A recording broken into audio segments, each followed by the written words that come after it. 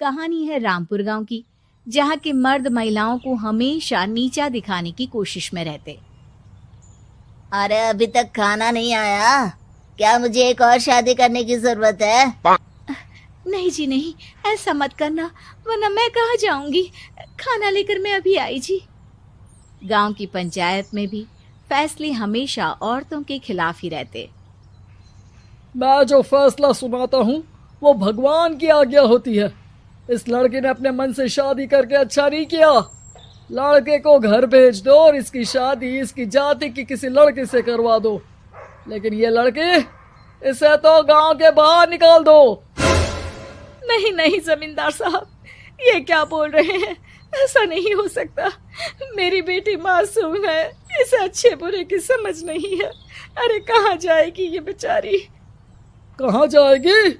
इतनी चिंता है तो पूरे परिवार का गांव निकाला कर देते हैं। बेचारे पूरे बसे बसाए परिवार को गांव छोड़ना पड़ता है। चाहे जो हो, अगर बेटियों को कंट्रोल नहीं कर सकते तो गांव में रहने का कोई मतलब नहीं है। यहाँ औरतों को दब कर रहना होगा। कोई भी अपने हिसाब से कुछ नहीं कर सकता, सब ईश्वर की मर्जी से ही होगा। तभी गांव का एक आदमी दौड़ा दौड़ा आता है। सरपंच साहब, जमींदार साहब, वो कालिया है ना, उसकी बेटी पढ़ने के लिए शहर जा रही है। अच्छा, ये कब हो गया? और कालिया की हिम्मत कैसे हो गई ऐसा करने की? लेकर आओ उसे और उसकी बेटी को। बस फिर क्या था, हाजिर हो जाते हैं कालिया और उसकी बेटी सरपंच के सामने।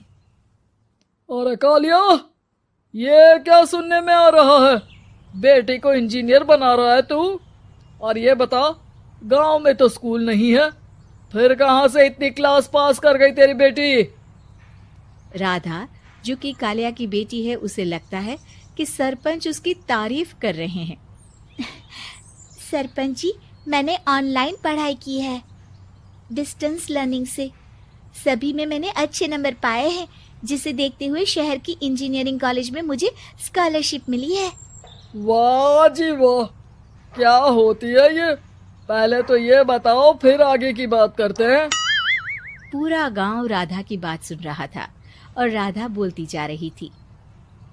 तो ऐसे मैं फ्री में एक अच्छी शिक्षा लेकर गांव में जो कुछ परेशानियां हैं, जैसे बिजली, पानी और इंटरनेट जैसी समस्याओं के लिए काम करूंगी।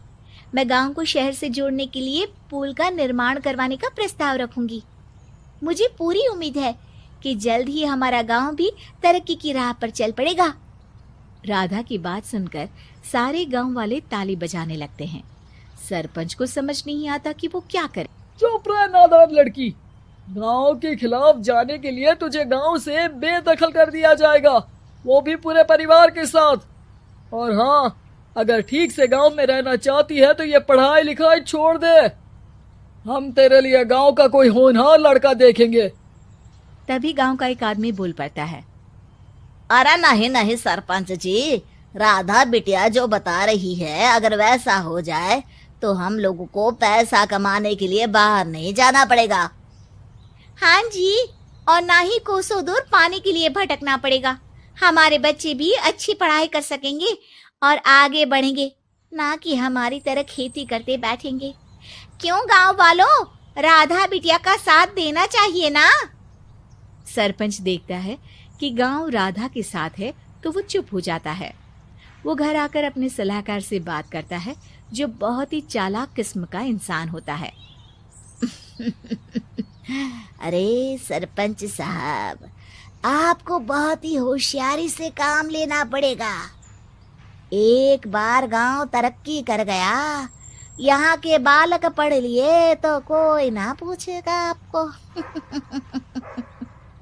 और फिर ये जो बेटा और बेटी है ना आपके, इनको भी आम लोगों की तरह ही जीवन जीना होगा। हाँ, लेकिन करे तो क्या करे? वो ना आप मुझ पर छोड़ दीजिए, बस मैं जैसा बोलूं करते जाइए। अगले रोज सुबह जब गांव वाले सोकर उठते हैं तो राधा के घर के बाहर और साथ ही वो लोग जिन्होंने राधा का सपोर्ट किया था, उनके घर के आगे लाल रंग से कल आऊंगी लिखा होता है। कल आऊंगी, यह क्या होता है? अरे यह तो खून से लिखा है, लगता है कोई भूत प्रेत या चुड़ैल का साया है। चलो सरपंच जी के पास चलते हैं। सभी सरपंच के पास जाकर उसे सारी बात बताते हैं। और ये तो बड़ी मुश्किल की बात है। चलो, मैं एक बाबा को जानता हूँ, उन्हें बुला लेता हूँ। सरपंच बाबा को लेकर गांव के घर के बाहर जाता है। ओहो, तो ये वो चुड़ैल है जो उन लोगों को निशाना बनाते हैं जो गांव को बदलने का सपना देखते हैं। वो गांव को ऐसे ही संपन्न देखना चाहती है। वो नहीं चाहती कि कोई बाहरी यहाँ का कायाकल्प करे। क्या तुम लोगों में से किसी ने गांव को बदलने की सोच रखी है? तभी राधा की माँ रोते रोते आती है। मेरी राधा घर से गायब हो गई है। अरे कोई तो बचाओ, मेरी बच्ची कहाँ गई?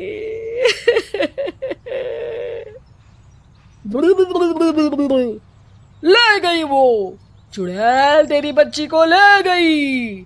अब वो उसे श्रापित करके छोड़ेगी, उस पर चुड़ैल का साया हो जाएगा।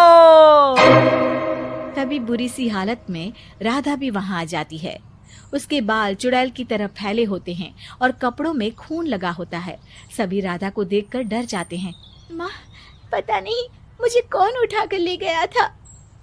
अरे दूर दूर हो जा चुड़ैल, अब हम लोग इस गांव में नहीं रुकेंगे। अरे कैसी बातें कर रहे हैं आप?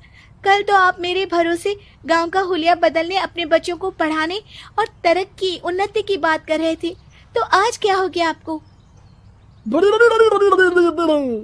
ये फिर तुम लोगों को बहकाएगी। ये चुड़ैल गांव में आ चुकी है, ऐसे ही ये तुम्हारे घर के बच्चों को भी ले जाएगी। गांव वाले राधा को गांव से बाहर निकाल देते हैं। उसके माँ बाप रोते रहते हैं, लेकिन गांव वाले नहीं मानते। मैं भी अपनी बहन के साथ गांव के बाहर रहूंगा, लेकिन वो पढ़ाई नहीं छोड़ेगी।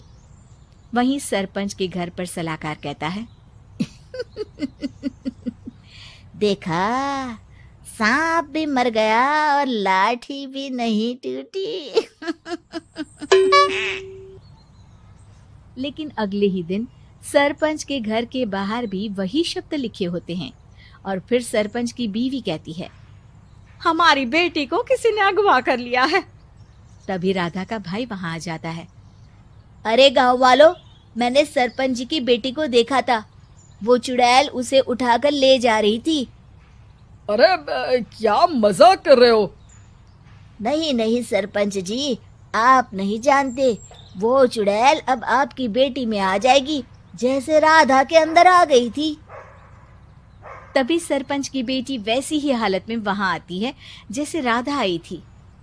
पापा, पता नहीं कैसे मैं गायब हो गई थी। चुड़ैल, इसके अंदर भी चुड़ैल का साया है, मारो इसे। अरे नहीं नहीं, इसे भी राधा के पास गांव के बाहर ही भेज दो। अरे चुप रहो, मेरी बेटी कहीं नहीं जाएगी और चुड़ैल वुड़ैल कुछ नहीं होता है। अरे कैसे बात कर रहे हो सरपंच जी? आप तो बोल रहे थे कि आपका फैसला भगवान का ज्ञान होता है, तो अपने पर बात आई तो अब आप ऐसे बोल रहे हैं। अरे ना ना ना, आपको अपनी बेटी को त्यागना ही होगा। अरे बुलाओ बाबा को। राधा का भाई बाबा को ले आता है, जिसे अब गांव वालों के डर के कारण सच बोलना पड़ता है। मैं कोई बाबा नहीं हूँ, मैं तो मोची था। ये सलाहकार महोदय ने मुझे कहा था एक्टिंग करने को। अब वो मुझे पैसे देने वाले हैं। अब मुझे माफ कर दो। गलती हो गई, मुझे माफ कर दो। तभी वहां राधा आ जाती है। देखा सरपंच जी, जब गांव के बच्चे साक्षर होंगे तो आप जैसे लोगों की चालाकी नहीं चलेगी।